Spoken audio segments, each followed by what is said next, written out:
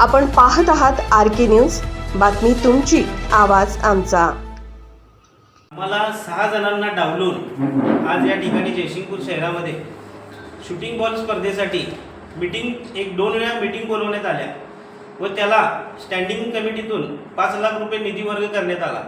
त्या निधी वर्ग करताना अथवा मीटिंग घेताना आम्हाला कुठलीही कल्पना दिली नाही किंवा त्यामध्ये आम्हाला सहभागी केले नाही, मग कोणतीही माहिती दिलेली नाही आहे। आणि अशा पद्धतीने हे मनमानी कारभार करून सध्याचे नगराध्यक्ष असतील, मुख्याधिकारी असतील यांनी यांचा असा भोंगळ कारभार चालवलेला आहे।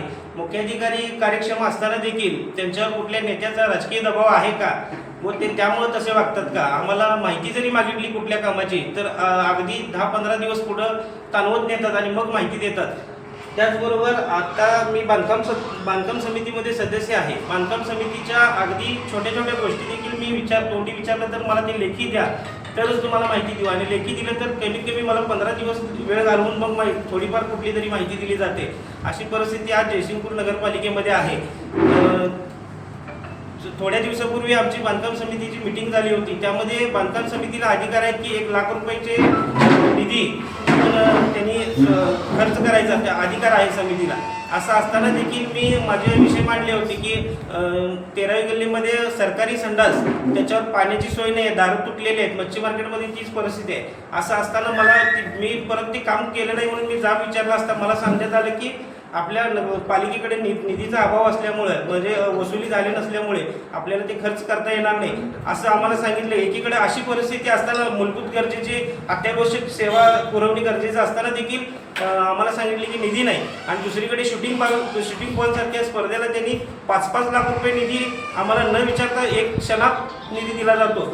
त्याचबरोबर आणखीन एक मुद्दा, विक्रमसिंह क्रीडांगण हे आपल्या जयसिंगपुरात पहिलेपासून नावलौकिक असलेलं क्रीडांगण आहे। त्या क्रीडांगणाच्या बोर्डावर यांनी सुशीला दानचंद घोडावत असं नाव यांनी दुसरा फलक आणून लावलेला आहे व त्या ठिकाणी ते नाव पुसण्याचं काम, शाहू महाराजांनी वसवलेल्या गावाचं अस्तित्व संपवण्याचं काम या ठिकाणी कोणते नेते करत आहेत।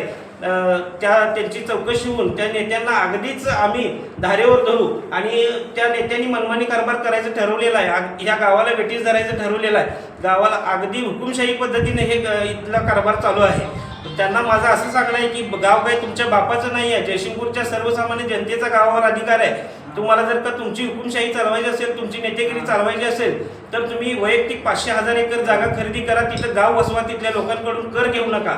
इथली जनता कर भरते, जनतेचा अधिकार आहे। तुम्ही मनमानी कारभार चालवलाय, जनतेच्या पैशाचा उधळण तुमच्या नावलौकिकपणासाठी चालू आहे असं आमचं ठाम म्हणणं आहे। आणि शूटिंग बॉल स्पर्धेसारख्या होणाऱ्या स्पर्धेवर आमचा शिरोळ तालुका विकास आघाडीकडून बहिष्कार आहे असे मी जाहीर करतो।